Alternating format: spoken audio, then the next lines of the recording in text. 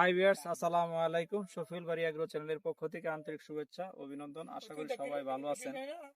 আপনারা ভালো আছেন? আমি তো আসলে ভালো না। আমি না, সারা বাংলার মানুষ কেউই ভালো নাই। কারণ অতিরিক্ত বৃষ্টির কারণে আজ কয়েকদিন যাবত জানেন সারা বাংলাদেশ নিয়ে বৃষ্টি হয়েছে। এই বৃষ্টির কারণে কিছু জলাবদ্ধতা দেখা দিচ্ছে শহরে এবং যেখানে যা হয়েছে পানি আটকে পড়ছে। আর যারা গ্রামগঞ্জে যারা আছে কৃষক, সাধারণ কৃষক যারা ক্ষেত ফলাইছে তারা তো আরো বেশি জলাবদ্ধতায় পড়ছে। সেটার মধ্যে আমি নিজেও এক হতভাগা। আমি শফিউল বাড়ি, আমি ওই হতভাগা। কেন? এই দেখেন, যা দেখতেছেন এই যে পানি, এই দেখেন জমা জমি এখন কাটবাম, কামলা পাওয়া যায় না, কামলা না পাওয়ার কারণে নিজের জমি নিজেই ধান কাটতে হইতেছে। এখন আসছি, নিজের জমি নিজেই কাটবো। চলুন যাই। দেখেন, এই দেখেন পানি, কত পানি, কোমর সমান পানি হয়ে গেছে। এখানে কামলা যদি নিতে যায় তাই 2000 টাকা রোজ চায়। এখন 2000 টাকা রোজ দেয়, এই 2000 টাকা রোজ দেবো। এক মোটর ভাড়া হইলো আপনার 800 টাকা। জমি যখন চাষ করেছি গেছে 2000 টাকা। এখন 2000 টাকা কামলা, আবার এটার মারাইতে গেলে লাগবে আরো টাকা।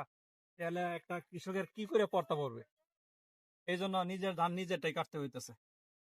চলুন যাই, আপনাদেরকে বিষয়টা দেখাই। ধান যদি আমরা কাটতে যাই, প্রথমে ছোটা বানাতে হবে। এই দেখেন, এখন এই যে কলার ভেলা বানাই লইছি, কারণ ভেলা ছাড়া কিন্তু মুড়ি আটকানি যায় না। তাই কলার ভেলা বানাইছি, এই কলার ভেলা দেয়া দেখেন মুড়ি আটকে দিয়েছি।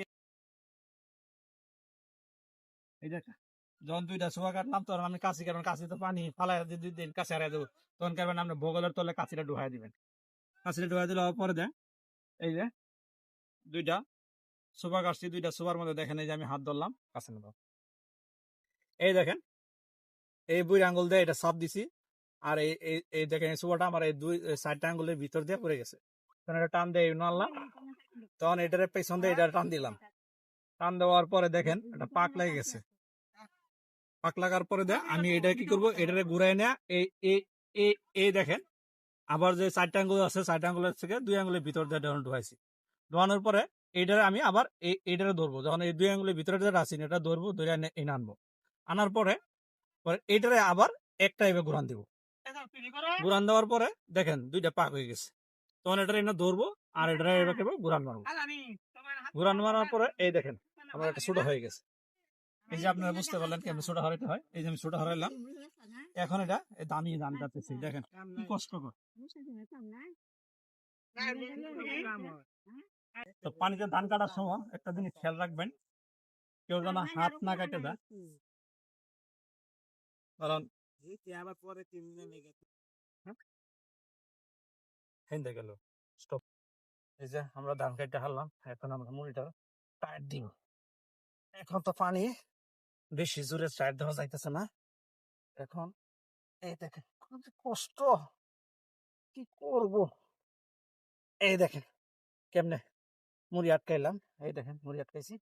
এই যে না পানালা কেটে দিই, আরে কষ্ট, মুড়ি কাটাছি। আল্লাহ, এই যে সকাল থেকে মুড়ি কাটলাম, এই দিন কি কষ্ট। জানলা এই যে পানির মধ্যে কাটা মতো ছাড়াই না, এই যে দেখতেছেন পানি। আজকের মতো ভিডিও এই পর্যন্তই। আল্লাহ হাফেজ, দোয়া করবেন।